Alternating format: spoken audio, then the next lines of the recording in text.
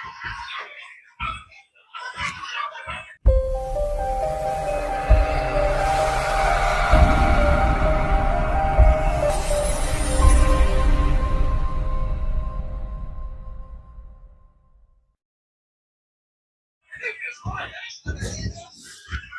guys, welcome ulit sa aking channel.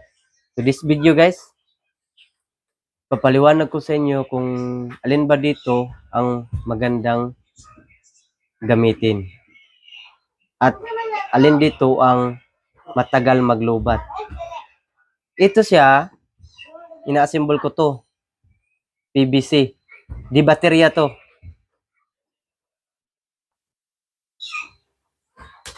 Ayan. Ayan yung baterya niya. Maxil. Ayan. Tatlo lang yung battery nito. Ginawa ko tatluhan lang. Pwede naman tong apat. Kaso ano lang, comfortable na ako sa tatlo. Kontento na ako sa tatlong baterya. So kaya tatlo lang yung ina-assemble ko. So ngayon, ang una kong ipapaliwanag sa inyo is itong in-order sa Lazada. Ito siya guys, napakaganda. Sobrang ganda tong gamitin at sobrang lakas pa.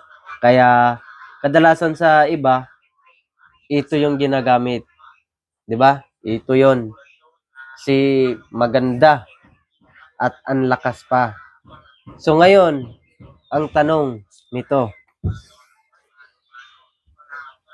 tumagal ba to pag nagsisisid ka? Guys, ito, tumagal ba to? Hindi ba to na, hindi ka ba binibitin ito? So ngayon, papaliwanag ko sa inyo kung ano ang mga dahilan nito at ito.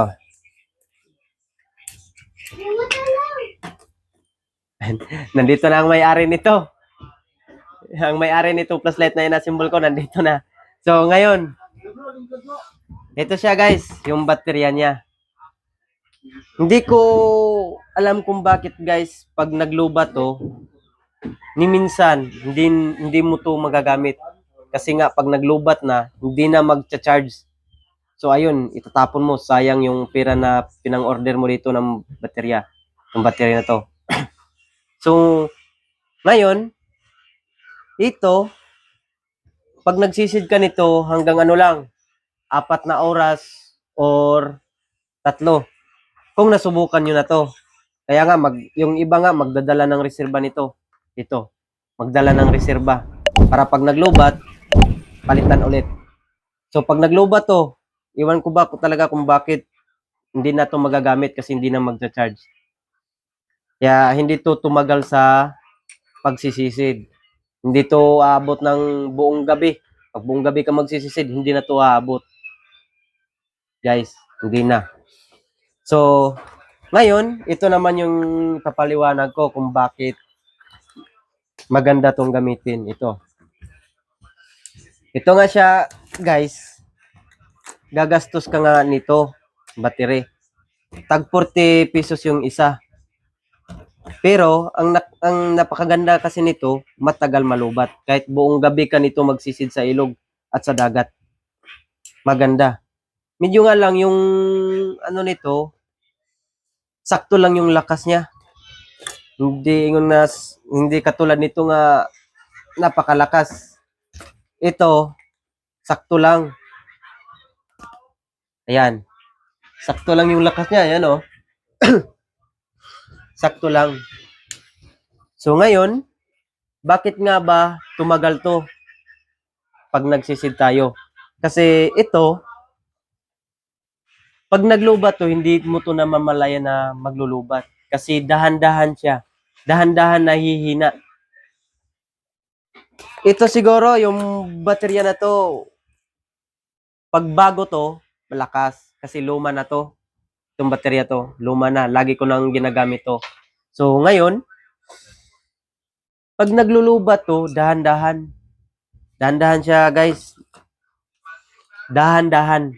Kahit buong gabi ka nagsisid nito, pag naglubat to, hindi mo na mamalayan kasi dahan-dahan siya. Hindi katulad nito, pag naglubat, biglaan. Pag naglubat siya, hina agad. Humina yung ilaw niya. Kaya ayun, 'di ba? So, malaki yung difference niya kaysa ditong ina-assemble natin. So, ito talaga ang pinakamandang gamitin sa pangsisisid. Kasi hindi ka binibitin itong di baterya kaysa dito. Oo nga, malakas nga to. Ito, malakas nga siya.